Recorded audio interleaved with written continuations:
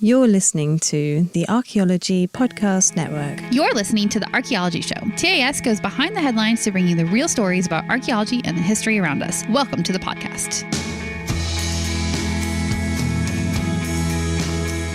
Hello and welcome to the Archaeology Show, episode 310. On today's show, we have our inaugural episode of Strat Chat, where we talk about 3 pivotal events in the history of the Yukon. Let's dig a little deeper. Find that gold for those strats. Yes. Strats of gold. Yes. You do need to actually dig deeper, though, to get to the earlier stuff. You do have to dig deeper. Yeah. The whole thing of Strat Chat is just dig a little deeper. It is. Just keep going. So now we have to come up with a new tagline for the rest of the show. Okay.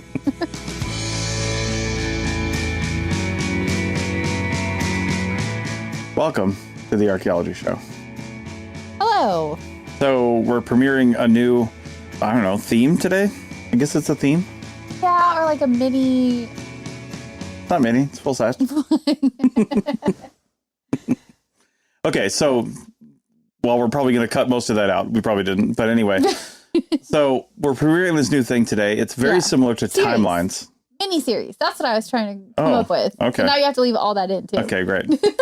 So a new mini-series, although there's only one of them, and there's not going to be another one next week. Well, there won't be, but there will be more in the future. Right. Yeah. It's like timelines. We'll set one up and then go 6 months without doing another one.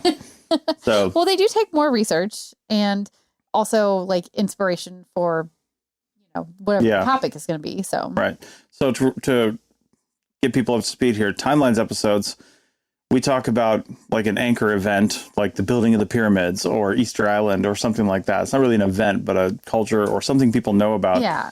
And then we say, okay, great. So we have that thing that you know about, and then other 2 more things that maybe are less well known, but still super cool, just to talk about, hey, at the same time in the world, this was also happening. Yeah. It's really interesting to look at what was happening at the same time around the world, because you really see where different cultures are in their development and whatever. Right.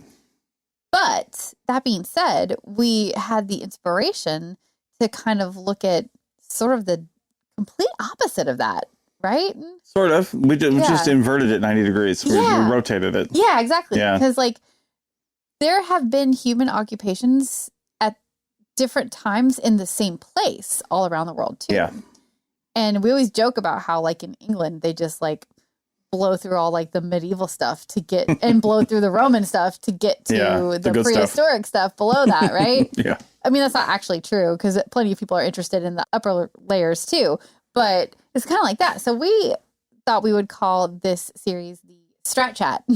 Yep. Where we take a slice of stratigraphy and look at all the different occupations of that place by different peoples through time. Yeah.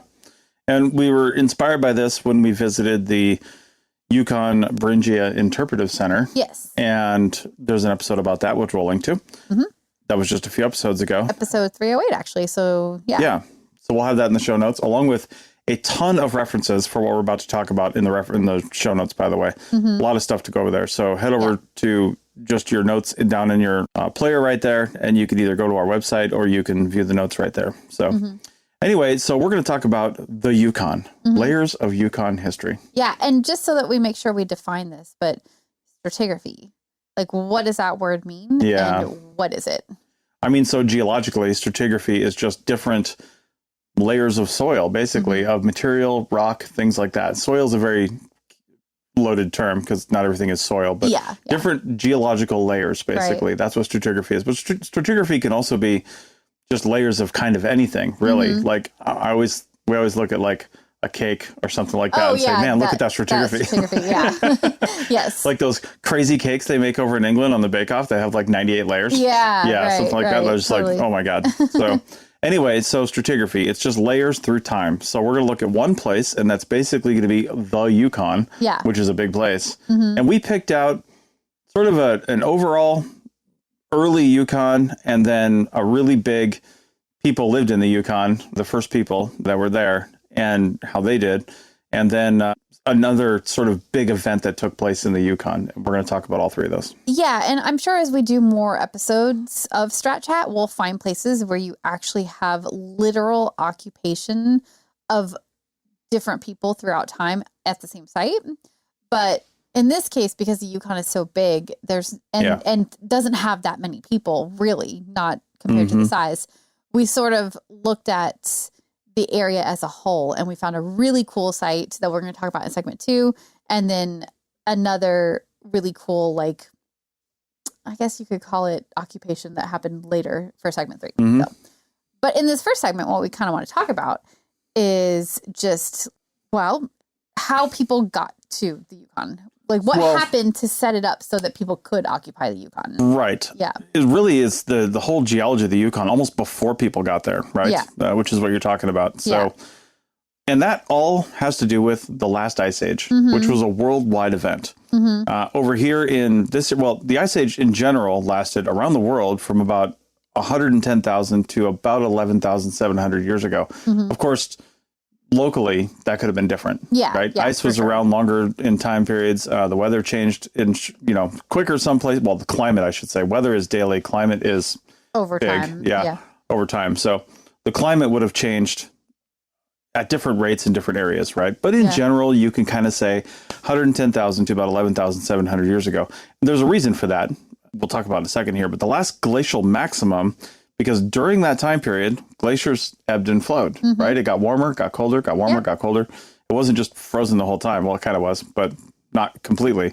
But the last glacial maximum, the point where the glaciers were at their furthest extent, and again, glaciers move real slowly, so this is a long period of time, is between 26,500 and 19,000 years ago. And again, that's around the world. Right? They call it the LGM. You actually see that in different publications and stuff like that, the last glacial maximum. It's a big foundational event. You know, Neanderthals and our human ancestors lived through it. So anyway, the end of the last glacial period, like I said, was about 11,700 years ago. And the reason why that number is significant, it's, like I said, probably an average number around the world. But that is the end officially of the Pleistocene epoch and the start of the Holocene epoch. And the Holocene, the Holocene is what we were in up until we redefined it. To the Anthropocene? Now we're technically in the Anthropocene, although some people kind of don't want it to be the Anthropocene. There's still conversations about around that, I believe. But to get into that just a little bit, I believe the Anthropocene starts in the late 1800s, early 1900s, but it's basically when you can start seeing the effect of human behavior on the landscape. And it really is just like carbon emissions and factory emissions and things like that showing up in the soil. Showing up in rock layers. For sure. This has to be a datable layer that you can see. That's what makes a new epoch. So anyway, that's one of the things. So the Yukon was covered partially in the southern and eastern areas by the Cordilleran ice sheet. And it flowed into the Yukon from the mountains to the west and south and from the east. The Cordilleran ice sheet caused the Yukon River to reverse its flow, and that created the glacial Lake Yukon. So much of this area up here was under ice, underwater, and the landscape that we see today is was carved out by those interactions between ice and water and all that. It's actually kind of cool because when the ice sheet thawed, basically, started to thaw and started to drain, it created that glacial lake, which was stopped up by ice flows and silts and things like that.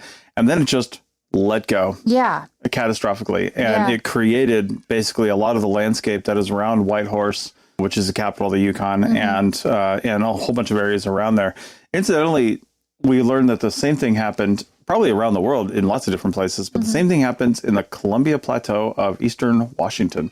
There was a big glacial lake in the mountains there. I guess is that the Rockies? Right? I don't think that's the Rockies. Right next to like Idaho. I know it's the Rockies further in, but like right at Coeur d'Alene, Idaho there, it was all stopped up and opened up and basically carved out the entire Columbia Plateau in just a short period of time. Pretty common geological thing to happen, I think, is these areas, they get stopped up, but they don't stay that way forever. And then all of a sudden there's a big release and it creates like a super dramatic landscape, essentially. Something interesting to note, too, is that northern and central Yukon remained largely ice-free during this whole LGM period. And never had ice on top of it, which, to be honest, I mean, I've learned about the ice-free corridor, and I've learned about, people living up here and Beringia and all this stuff throughout my whole archaeological career. Mm-hmm. And I never really thought of different parts of land actually being ice-free unless they were like mountaintops. Yeah, right. And I figured even those had glaciers on them. But well, yeah, probably or snow most of the year. Yeah.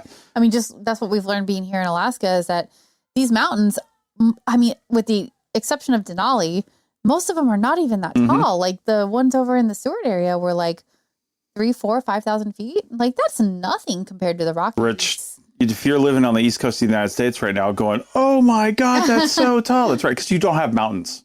Well, no. Okay. Leave the Appalachians alone. Send the hate mail. They're fine. But, like that's nothing compared to the Rockies and the Sierras. Those are all much taller. But because we're so far north and we've got the Arctic climate up here, they are covered in snow, We're still surrounded by. Yeah, we're still surrounded by snow. It's the weekend after the 4th of July. So it's a few days after that. And, first week of July, and we're surrounded by snow-covered mountains still. Yeah, for sure. Yeah. So it's just different up here in this Arctic or subarctic, landscape. Yeah, it's pretty crazy. Yeah. But just knowing that a whole bunch of those areas, not a whole bunch, but a large area was largely ice-free is really important to understand for the existence of animals and for the eventual existence of humans and the migration of humans into the area. Yeah, right? So super important because what we're getting to is that how and why people ended up over here, sort of setting the stage for future occupations of this area. And the animals that lived here are a super important part of that picture. Yeah. So animals that lived in the area during the last ice age and still survive here today, probably changed a little bit through evolution, is the muskox, a little bit of note on those guys later, the caribou, mountain sheep, brown bears, and wolves. So they were all here during that time and lived through it and are still here today. Yep.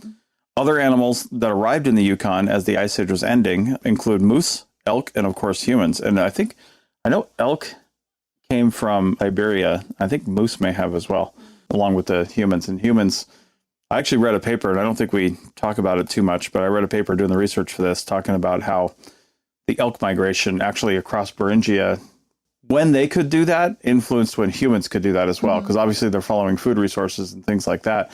But it wasn't good elk habitat for a really long time because it was all swampy and wet. Yeah, and it just they don't love that. Yeah, it wasn't awesome. Yeah. So anyway, a note on the muskox. They actually died out in the 1800s. And what I read didn't say why, but they were reintroduced later. So all the muskox that are wild up here now are actually descendants of the reintroduced muskox. I wonder if that was hunting by European. Who knows? Europeans that came in, maybe. Yeah, there was a big fur trade. And I don't know if their fur is. And I think it's muskox is super soft. Yeah. So animals that didn't make the ice age as it ended, and a little bit beyond, of course, were the woolly mammoths and mastodons, and horses, lions, and short-faced bears. Right. Yeah. That was all. See, listen to our Beringia episode for our Beringia Interpretive Center episode for more on that. Yeah, for sure. Yeah.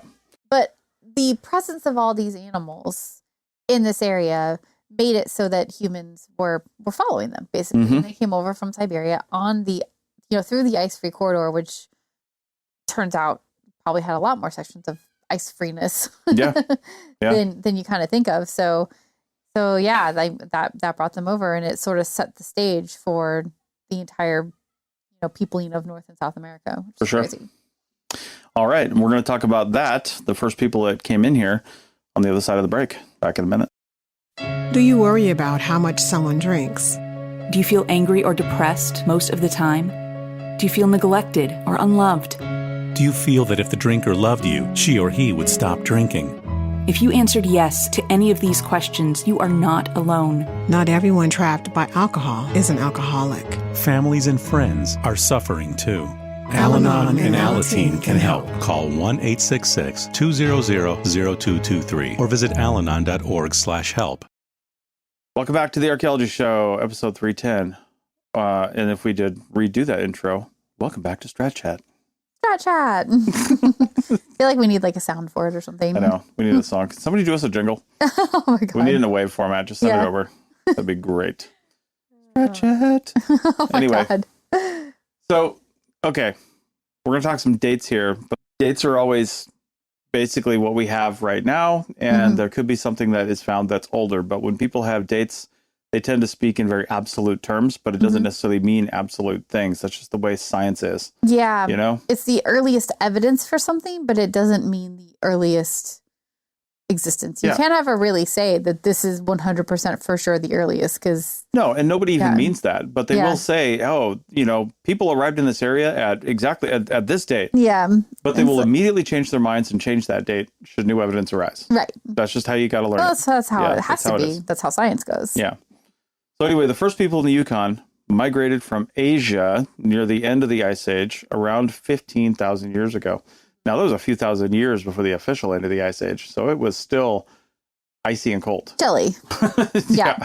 But these chilly up here now. The people who migrated were well adapted to that climate because they're coming from, you know, Siberia and places that are super cold. So, you know, coming over here, over to Alaska and then the Yukon would have been kind of exactly what they were used to. Yeah. You know? They had to get here a few thousand years early because they had reservations to see those bears at Brooks Falls, which you got to get reservations at least 2,000 years in advance. Oh my God, that's ridiculous. Yes. That's ridiculous. So anyway, so there's ongoing scientific debate about the timing, of course, but the current consensus supports this time frame. New things are found, but we're thinking in general it's around that time frame that people started showing up. Yep. All right. So there's multiple lines of evidence. We've got genetic, linguistic, and archaeological evidence that supports the Asian origin and migration routes. And DNA and blood type similarities link indigenous peoples of the Americas to populations in Asia. There's been a lot of work around that, I think, actually, and particularly in the last decade or two, because people are trying, you know, North American researchers want to show the roots of the people that occupied, you know, this part of the world. So the DNA research, as it gets better and better, is one really great way to do that. Yeah, it's kind of cool, all the DNA mixing, because they've got ancient DNA from Siberia at a place called the Malta site, and it's MAL''TA, so I'm probably not pronouncing that right. But that was about 24,000 years ago, and that site shows mixing between European and Asian peoples before migration across the Bering Land Bridge. Yeah. Yeah, so that's super interesting, right? So European DNA was introduced 24,000 years ago, at least, and then brought across the Bering Land Bridge. Yeah. Where it developed into, you know, the populations that we have today before, you know, 24,000 years later, the Europeans come to North America from the other direction. And then there's more mixing between the populations. More mixing. Yeah. People like to mix. It's so crazy how human people and genetics work. It's very interesting. Yeah. And then there's DNA from a 13,000-year-old Clovis burial in Montana that connects these early migrants to later First Nations peoples. So also forgot to mention in Canada, you know, we call the indigenous population here in the United States Native Americans. In Canada, they're called First Nations or First Peoples. Right. So, but basically the same thing. It's just different ways to call them. Yes. The linguistic similarities that you mentioned still exist between Siberian indigenous languages and those spoken in the Yukon today, which is kind of cool. Yeah, that's so cool. Yeah. I wasn't aware of that, but of course it makes sense, right? Yeah, that's super cool. The Yana River site in northern Siberia has evidence of human presence around 35,000 years ago. And that includes bone and stone tools. And then technological advancements such as warm clothing and shelter were crucial for survival and migration into the Arctic. Yeah. Like I was saying, they had to have those things in order to even come across. So people that were adjusted to Siberia and what the weather was like there, basically, would be well suited to come over to this side of the world and just basically, they wouldn't even know they were crossing any boundaries or they weren't crossing any boundaries, not 15,000 years ago or whatever. They were just moving around like people do, you know? Yeah. Yeah, there's even evidence of burnt bone in ancient campfires on that side showing adaptation to harsh treeless environments. So nothing new, really. Follow the elk. Yeah, right. Yep. So small groups gradually migrated across Eurasia into Beringia and North America. And again, if they're just moving and following, I mean, generation to generation, some that didn't live exactly in that spot probably wouldn't even have noticed, because it happened so gradually, the development of this new landmass. You know what I mean? I mean, obviously there's people that would have lived near there going, hey, in our oral history, we have nothing about what the hell's over there. That used to be water, you know? But I feel like if people are moving around and moving into the area, if you're new to the area, you would have just, you wouldn't have known that was water. You would just keep on trucking. Right. Before you know it, you're in North America. Yeah, totally. Yep. Humans reached the southern tip of South America a few hundred years after arriving in North America. That seems unlikely. Which does not seem long enough. I don't buy that, personally. And I think there's other theories that people arrived in South America by other means. I mean, there's definitely people that did cross, descendants of people that crossed the Bering Land Bridge and then came down, lived in this whole area, First Nations peoples, Native Americans, and eventually did make it down to South America, right? There's definitely genetic evidence to support that. However, there's also evidence that people could have come over from the Pacific Islands, from the Polynesian Islands, and made it to either side of South America. And it's just, it's not as good of evidence, I guess. I was going to say, I think that there isn't a lot of evidence for that, which is why it's generally there's not a ton, not considered a good option for how people got to South America. Does it seem like people would have just hauled ass across two continents? And what reason would there have been? Well, no. In all human history, they just sit there and have their little seasonal rounds and kill animals and survive. Why just cruise in a few generations, even a dozen generations, all the way down, Well, I think 15,000 miles of continents. Yeah, I don't think that makes sense either. I think that people were probably crossing into North America much earlier than 15,000 years. Oh, possibly. And in a wave of migration that we don't have evidence for yet. Sure. So we don't know about it. And those are the people that made it all the way down to South America. So it makes it artificially seem like there's only 100 years between a few hundred years between the earliest sites in Canada and then the earliest sites in South America. But it actually could be thousands of years if there's an earlier migration that we just haven't found evidence for yet. And we may never find evidence for it because this is the Arctic, the subarctic that we're talking about. It's places that were potentially under glacier, under ice. Like there might not be any evidence to find. So because of those conditions, I think the only way to really connect it is probably through DNA research, maybe. Right. But even that, DNA is great for telling you the origin of something, but not when that origin happened. So, I think that's going to just be a really, really hard connection to make. Now, on the other hand, if there is some kind of boat migration that happened from somewhere into South America, we could definitely find evidence of that if we find the right places to look for it. And it just hasn't happened yet. Not in a way that is super good, Right. So anyway, that's how I feel about it. Well, it could be. And that's the only thing that really makes sense. Yeah. Because why would they book it from north to south that quickly? That doesn't make sense. Yeah. And the only reason we're saying, or researchers are saying that it could be a few hundred years is because we have sites that are basically just as old in South America. Yeah. So it seems like it didn't take very long, but also the math just doesn't add up. So I don't know.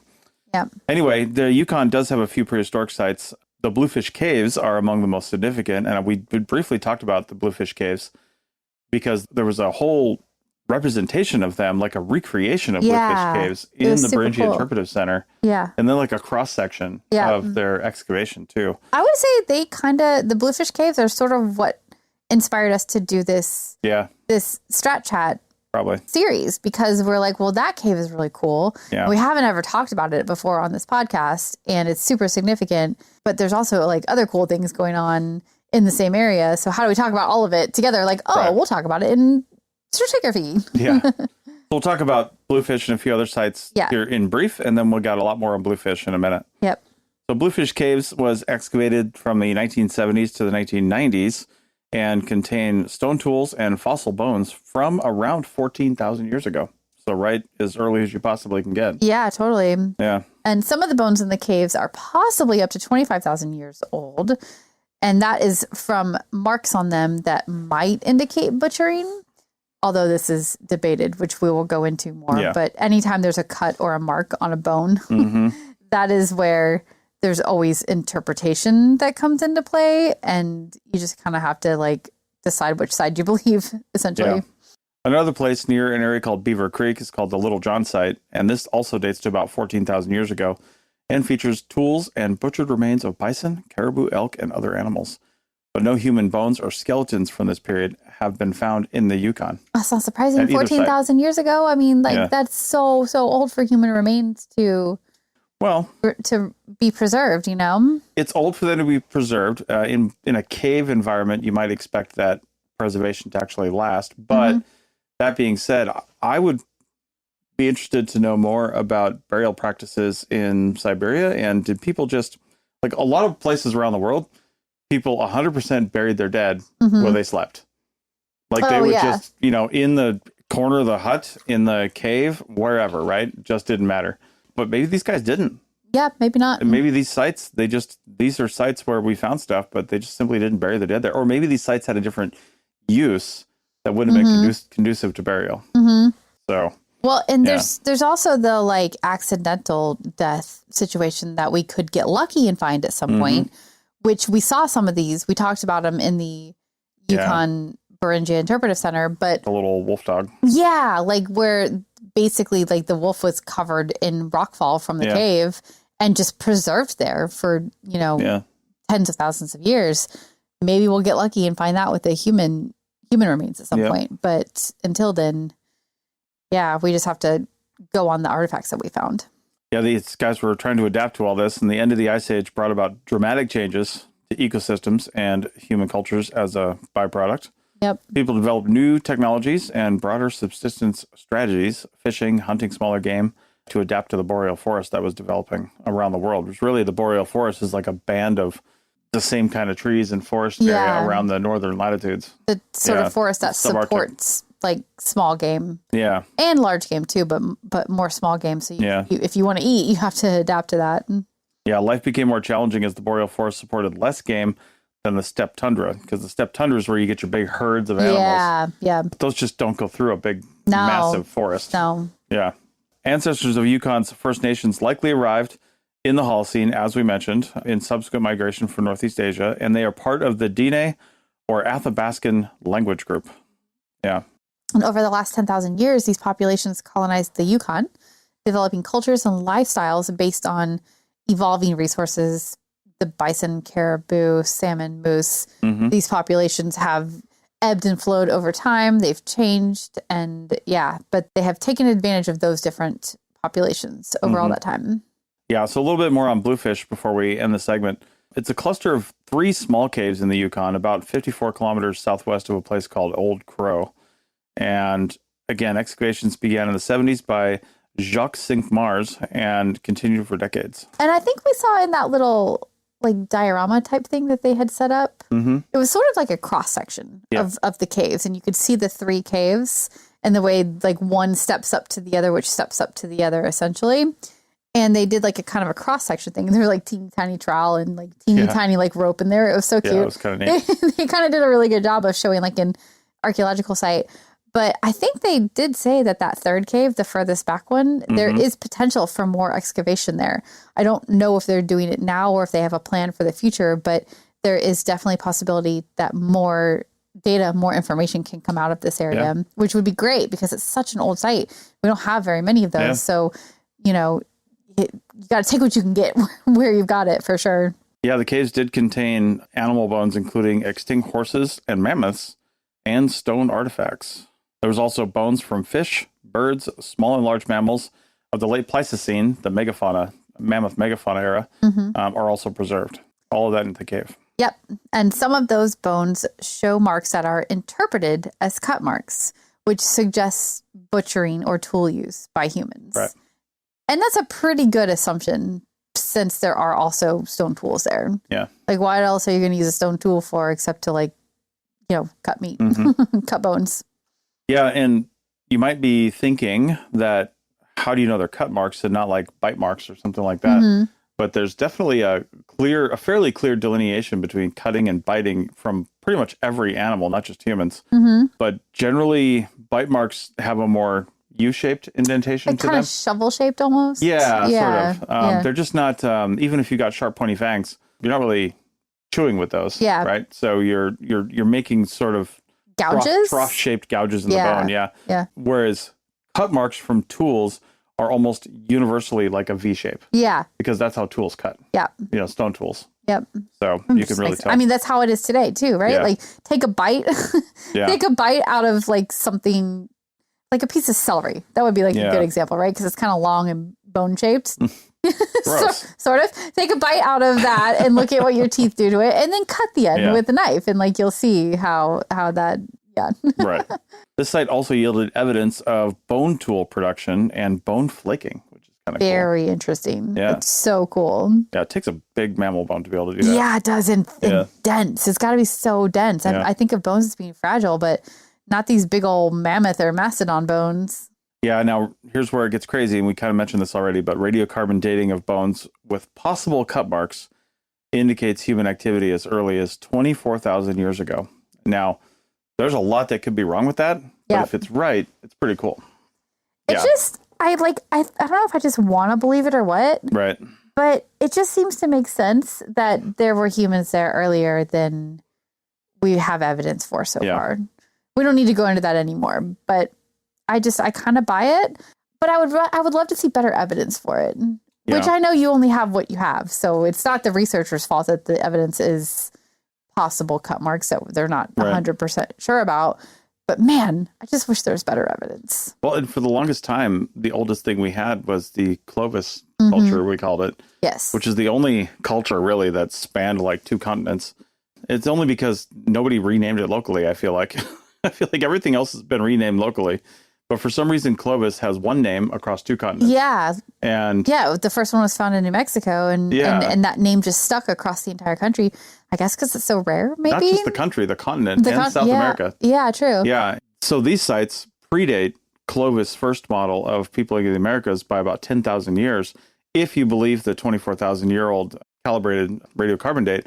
But also, even if you don't, you're looking at Bluefish Caves at 14,000 and other sites. But there are sites now in Oregon and Montana and other places that well predate Clovis first. And like almost nobody believes in Clovis first is like, that's an old idea that if you are looking in an old textbook, you might see it. But like, it's really something that I think is mostly out the door, because as with all things, there probably wasn't just one migration of people, right? Yeah. And even if it was only 15,000 years ago and not earlier than that, there probably wasn't one migration. One of them did bring Clovis technology for sure, or it developed later, and that did spread out across the continents, but there were also other people with other technologies as well. Right. Maybe they developed independently. Who knows? But I don't know. Yeah. Bluefish Caves is considered the oldest archaeological site in Canada and one of the earliest in North America. That is not in dispute. No. The main point of the debate, however, is the bone modifications. Are they of human origin? Could they have been caused by natural processes? For example, carnivore gnawing, trampling, who knows what, but could they have been caused by natural processes? Yeah. And critics have long dismissed Cinq-Mars, the guy who originally excavated this, his claims, and the critics argued that the marks could actually be natural, but critics always argue that. I'm like, who are these critics? They're sitting over there, just being all curmudgeon-y. It's like they're like on the porch, and they're saying, "Get off my lawn! Stop moving my trash can! And those marks aren't natural." You know who I always think of are the 2 puppets from the Muppet Show that are up in the theater. Muppets from the Muppet Show. They're not puppets. The Muppet. I know, I'm so bad. But you know who I'm talking about? The 2 old guys that sit up in the theater box. Yeah, just like making snide comments. Those are the critics here. Those are definitely the critics. I understand wanting evidence and wanting hard evidence, for sure. I do. And I think it is right to be critical of this stuff. But I don't think that dismissing it entirely is the right move either. Just request more evidence. That's all. More recent taphonomic and microscopic analysis supports the human origin of at least some of the marks, strengthening the argument for very early human presence. And taphonomic analysis, by the way, is basically just the study of, or the idea of, what happens to a bone after an animal dies. That's taphonomy. Yeah. Yeah. It could be fossilization. It could be eating by other animals. It could be deterioration into the ground. But the taphonomy of something is what happens to its bones after it dies. Right. Yeah. So the findings suggest Beringian hunters used the caves as temporary shelters or butchering sites during the last glacial maximum. Makes sense. Why wouldn't you want to be in a cave? I know. So the Bluefish Caves provide evidence for a Beringian standstill, in quotations, hypothesis.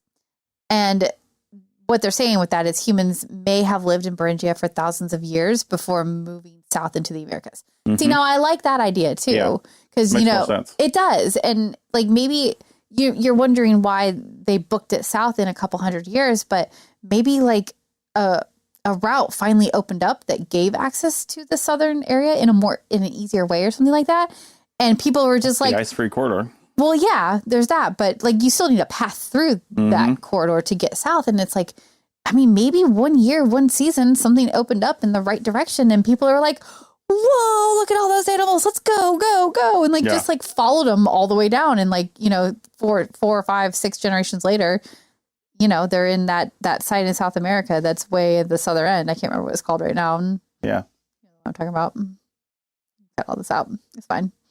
You're probably not going to cut it out, are you? Just leave it in. I'm just staring at her. just going to keep talking.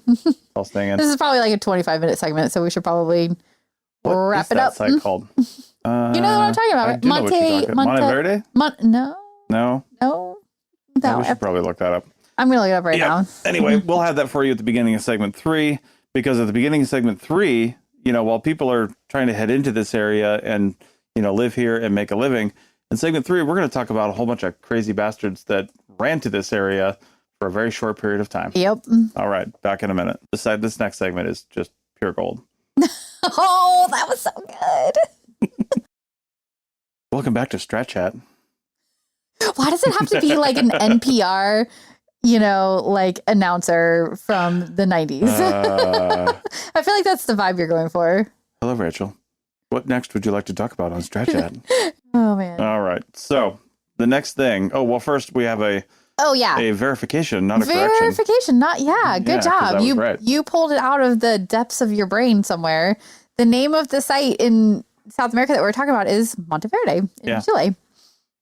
Yeah. So and that just really quick, because it's just cool to know, but evidence suggests humans lived there at least 14,500 years ago, which is only 500 years after what we're talking about in Canada. So that is kind of booking it for people. But that's because these guys up here heard there were tacos. They were tired of caribou meat. I don't know that there's tacos in Chile. There's tacos all the way to Chile. I'm sorry to all the Mexicans out there. I apologize. Your food is delicious. My husband is not. I am delicious. All right. So the next thing we are going to talk about, because this is Strat Chat, and we don't want to downplay 14,000 years of First Nations history here. No. There's a lot that we could talk about, but we wanted to talk, because this is Strat Chat, about something completely different. Yes. And it's really cool to see the variation in people that occupied the same place and that occupy it for totally different reasons, right? Like the whole reason that the first peoples came through the Yukon in this area was for resources, right? They're following resources. They're doing the thing that people 14, 15,000 years ago were doing. Right. Trying to eat and stay alive. Well, the people we're about to talk about, they wanted to eat for sure. They wanted to eat well. They wanted to stay alive also for sure. Many didn't.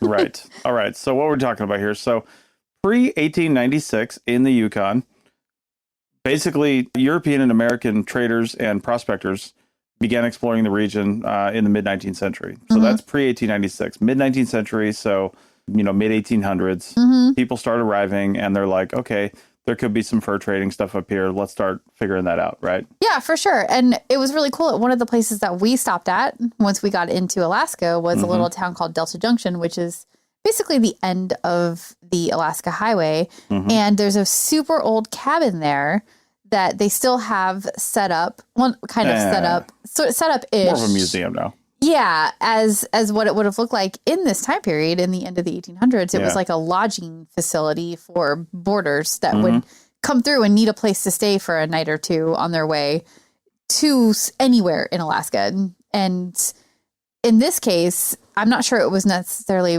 related exactly to what we're talking about now, but that did happen a lot up here, is that there would be people that were in the fur trade or prospectors or whatever, and they would stay at these kind of cabin situations.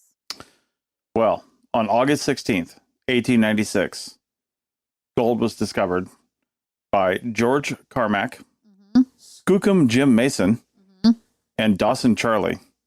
And this was at Bonanza Creek and then Rabbit Creek near the Bonanza Creek, I think, was then called Rabbit Creek. It was unclear how that was written. Near the Klondike River. Yeah. So they found gold. Yep. And that event marks the official start of what became known as the Klondike Gold Rush. Yeah. Yes. And then literally 2 months later, the Discovery Channel started Gold Rush Alaska. Did you know that? Yeah. They're like, we got to get on this. Yeah. So anyway, now we're at season 942 of Gold Rush Alaska. Where they found like one nugget or something. Yeah, they still haven't found a nugget, but they still have cranky old men running excavators, I'm pretty sure. Yeah. So anyway, late 1896, so the rest of that year, and early into 1897, news spreads slowly of this find. I mean, I can only imagine because, August is starting to get into winter up here. Yeah. In some areas, you got up there near the Klondike River and the northern Yukon. I mean, it's got to be like starting to get real up there. It's not the right time to come north. Really, it's not. Yeah. And getting to this area is really, really difficult in the late 1800s. There's the water route, where they came in somewhere in Alaska and then, hiked all the way to the Klondike area in the Yukon, or they could have come up one of the trails from the south, but man, that was a treacherous idea. That would have been quite a journey to come that direction. So yeah.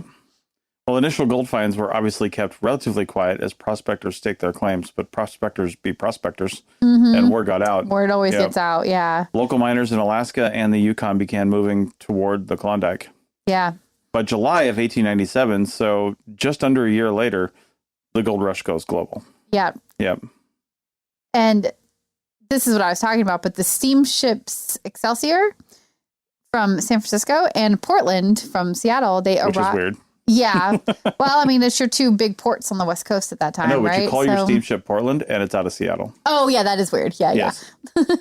But go ahead. But anyway, they arrived in, I think, the Skagway area of Alaska to basically drop off the hordes of miners or potential miners, hopeful miners, let's call them, to disembark there and start their route up to the Klondike area. And I looked up that a little bit because I was like, why in the world would they go to Skagway? But like, they just didn't really have another option. Yeah. Skagway was the closest they could get on land to, by coming by ship. It's the closest they could disembark to the gold rush and then have without coming all the way up through Canada. Yeah. Basically. Yeah. Because they could probably do it in a few days, just like you can today. It could have been a week. But those steamships, they were moving. Oh, yeah, the steamships, yeah, for sure. Yeah. They could do it. I thought you meant on land. They could do it in a day or two. I'm Not like, no, back then. no, I think it could have taken months back then. It could have taken months. Yeah. It probably did take months, for sure. Yeah. It took us a month. we were going slow on purpose, but True. Yeah. But newspaper headlines proclaiming gold, gold, gold sparked a mass migration. Yeah. Yep, headed up there. So from 1897 to 1898, the next year basically, called the Stampede period. Yeah. An estimated 100,000 people set out for the Klondike, and about 30 to 40,000 actually made it. That is so crazy, right? That is so super crazy. It's not like they died. No, they just did get, It was too hard. Yeah. Well, and that, again, it reminds me of some of the stuff we were reading in that little cabin that we went to, how like a lot of these, I guess, homesteaders, you could call them, or pioneers, gold rushers, prospectors, whatever their goal was, like they might have had a certain goal in their mind when they started out, but those goals quickly shifted and changed based on the environment and where they were and who they interacted with. And I think one of the ways people survived there was shifting and like adapting to what they were experiencing in the moment. So people probably stopped, chasing gold to, open a boarding house, or maybe they're like, oh, there's not enough donkeys to carry supplies here. I'm going to start supplying donkeys to these guys. And that's that's how I'm going to make my millions, So I think a lot of that happened. My thousands. So two of the main routes were the Chilkoot Trail and the White Pass Trail from Alaska into the Yukon. And the Chilkoot Trail is famous for the Golden Stairs, which was a steep climb with prospectors hauling a ton of supplies up so these crazy. Stairs. Yeah, not real stairs, but White Pass Trail, known as the Dead Horse Trail, because They're always very clever like that. Due to the number of pack animals that died. They're just like, I'm not going to do this anymore. Right. In 1898, Dawson City boomed. And Dawson City is northwest of Whitehorse, really. We didn't go up there. We went through Dawson Creek. I was getting very confused by that in all the navigation. Dawson Creek is way on the other side. Way down. In British Columbia, not the Yukon, too. And that's the start of the Alaska-Canada Highway, actually. It is, yeah. That's where we started. Yep, starts in Dawson Creek and ends in Dulce Junction, Alaska. Yes. But Dawson City was founded and exploded from a handful of buildings into a city of 30,000 people. Like any gold rush town you hear about. Yeah. Or mining town or whatever. And we've heard about this a lot because like it happened in Nevada too with the various different gold rushes or silver rushes, whatever you want to call them, that happened back then too. Yep. The city became the heart of the gold rush with saloons, of course, dance halls, and businesses catering to miners. 1898 to 1899 is the peak and decline of this whole thing. I mean, this is literally just 2 to 3 years later. Yeah. The most accessible gold claims are quickly staked and mined. They're played out. Yep. Many late arrivals find little gold left. Yeah. Or at least little easy gold left. And there was news of gold discoveries in Nome, Alaska in 1899. God. So, just a couple of years later. And that, I mean, these guys, they were just gold chasing, right? So it just led to a mass exodus from the Klondike area to the Nome, Alaska area, which would have probably been even harder to get to, honestly. I was thinking about that. Nome is almost impossible to get to right now. You have to basically fly or take a boat there. Yep. There's no road that goes there. There's no road. Yeah. So, but back then there were no roads anyway. So would it have been that much harder to get to? Really? It was further out. I assume they would have taken a ship at that time, but it would have been easier. Riding over the land would be very challenging. Very challenging. Yeah. But so post 1899, the aftermath of this whole thing, Dawson City's population basically declines to nothing rapidly. Yeah. Some miners remain and continue to work claims with more advanced techniques. So that's what happens with gold, though. You can continue to mine. And in fact, modern gold mines have gone through historic gold mines because the tailings, they have gold. Contained microscopic gold, which we can get out now, and it's still valuable. Which is so crazy. They didn't have the technology. Yeah. Or maybe the cost of using the technology outweighed the amount of gold that they were going to get out of the tailings 100 years ago, so they didn't bother putting the effort into it. But now everything is cheaper, right? Yep. It's more efficient, it's faster, it's cheaper. So that's why modern mining operations will go to old gold mines. Yeah, the gold rush left a lasting impact on the Yukon's infrastructure, demographics, and folklore. And the Klondike Gold Rush is immortalized in literature. Jack London's Call of the Wild, Robert Service's poems. Those were what I read in the notes. But of course, who do you know? Yukon Cornelius. Oh, Yukon Cornelius. He throws up his axe, his pickaxe. It comes down, licks it. Nothing. Yeah. He's just looking for gold. Yeah, totally. Yeah. I love it. That's from the Rudolph movie. You know what I always think about? There's a show, a miniseries that we watched from about 10 years ago called Klondike. Oh. And yeah, well, I definitely watched it. I think you watched it with me. I'm not sure. But it has one of the Stark brothers from Game of Thrones, the older one. And he plays one of the prospectors, But I'll never forget this scene in the movie where they're basically just hauling equipment up a snowy mountain. And I'm pretty sure that is the Chilkoot Trail. Sure. Like that, where you get to Skagway on a boat, and then you have to haul all of the stuff that you need in order to mine gold up actual mountains that are covered in snow to get to the Klondike area. It's insane that so many people were willing to make the trek and take the chance on gold. And so many of them never even saw even an ounce of gold. Was that show about the Klondike Gold Rush, or was it later? It was about the Klondike Gold Rush. It's called Klondike. Man, I do not remember that at all. Maybe I watched it without you. I don't remember. But it was 2014. I'm looking at it here on IMDb. And it's two guys that go together to search for gold, basically. Wow. Okay. Yeah. Well, now I want to watch it. Yeah, it's pretty good. It was just one little mini series, like one season. And yeah, it just follows the two guys. Well, sites like Dawson City and the Chilkoot Trail are now preserved as historic sites and parks. And in fact, in doing the research for this, some of our links are actually from the Park Service in Canada and the United States, because the Klondike National Historic Park and International Historic Park, there's an international historic park that's like a joint effort between the U.S. and Canada to manage this. There's a Seattle unit for one of these.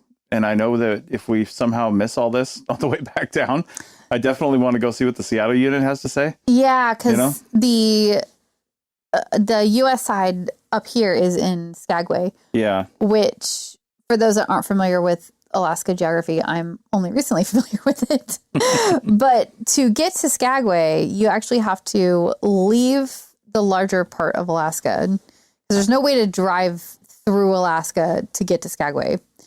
You have to leave it, go through the Yukon, and then you take there's a road that goes south and in the Yukon, and then you take that to get over to Skagway, because Skagway is kind of on the little tail of Alaska that goes off to the south. So it's a journey that we may or may not have time to make on our way out of here. We're not sure yet, but yeah, it would be cool if we got to. But and that's that trail too. If you have any desire to, experience what the Gold Rush people experience, you can apply for an international permit, because it crosses the international border. So you have to get a joint U.S.-Canada backpacking permit, and then you can hike the, I think, like 35 mile trail from the U.S. side to the Canadian side, or vice versa, and do exactly what those miners did. You could even haul mining gear with you if you wanted to Gold Pan or something, but I don't know if I recommend doing that. That would not be so fun. All right, then. Yeah. Well, what did you think of our first episode of Strat Chat? It was good. It's just very interesting to look at the same place, but people who occupied that place at very different times with very different goals, who wanted something so different out of the land. Like, these Klondike Gold Rushers were, they're just like, they're there on a hope and a prayer that they might, strike it big, strike gold, and it's like a form of gambling, basically. Yeah. And they didn't need to be there. They didn't go there to survive. They didn't have to be there, but they did it on the possibility that they can make a whole bunch of money. On the possibility. Yeah. Whereas the Native Americans, or the Native peoples, Indigenous peoples, they were just like surviving. That was just living and surviving, just moving across the landscape. Well, they were on an elk rush. Well, yeah, following game or, whatever resources they were interested in finding. So just like the motivations are just so different, but it happened in the same exact area. I don't know how close Bluefish Caves are to the Klondike area, but I think they're quite close together. So, yeah. Who was the first person that found gold and didn't just chuck it away because it was useless, but gold or silver or some sort of shiny metal? They're not even like that impressive when you first find them. They almost have to be processed. But who was the first person that found that and said, hey, I'll give you this, but I want a lot for it. Yeah. And somebody else was like, you know what? I really, really want that. I really want that shiny thing. Yeah. It only has the value that humans place on it, right? Exactly. That's how it is with all gemstones and all material like that. It's just whatever we decide as a human species, like what it's worth together, which is just crazy when you think about it. Yep. All right. Well, that's it for this episode of Strat Chat. Gotta stop saying it like that. I'm gonna ban that. But we want to hear where are you guys interested in hearing us do a Strat Chat episode? I mean, we've definitely got like England on the brain with, the Roman occupation and then the earlier stuff. And of course, like later medieval stuff. Sorry. No, I love it. I super love it. There's been so many, like we would have to pick and choose the strats. No, there's been so much occupation in that area. England, the Queen. No. I don't know. Those aren't even strats. What are you even talking about? Yeah, they are. But like Italy might be another good one. I feel like maybe Africa, because we could get into like the really, really old, like pre-human stuff. Africa, like as a continent, can't be one. No, not the continent, but like different areas around Africa. So anyway, there's lots of cool areas we can explore from a stratigraphy standpoint. All right, well, we're going to explore the end of this episode now because it's gone way too long. Yeah, probably. All right. We talk a lot. Yep. All right. See you next week. Bye.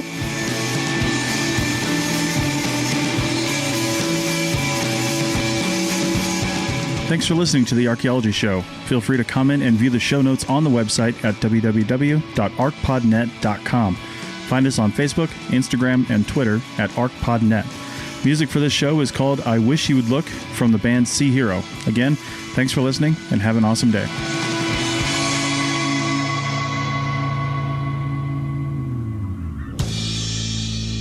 The Archaeology Podcast Network is 10 years old this year. Our executive producer is Ashley Airy, our social media coordinator is Matilda Siebrecht, and our chief editor is Rachel Roden. The Archaeology Podcast Network was co-founded by Chris Webster and Tristan Boyle in 2014 and is part of Cultural Media and DigTech LLC. This has been a presentation of the Archaeology Podcast Network. Visit us on the web for show notes and other podcasts at www.arcpodnet.com. Contact us at chris@archaeologypodcastnetwork.com. This episode is brought to you by Progressive Insurance. You chose to hit play on this podcast today. Smart choice. Make another smart choice with AutoQuote Explorer to compare rates from multiple car insurance companies all at once. Try it at Progressive.com. Progressive Casualty Insurance Company and Affiliates. Not available in all states or situations. Prices vary based on how you buy.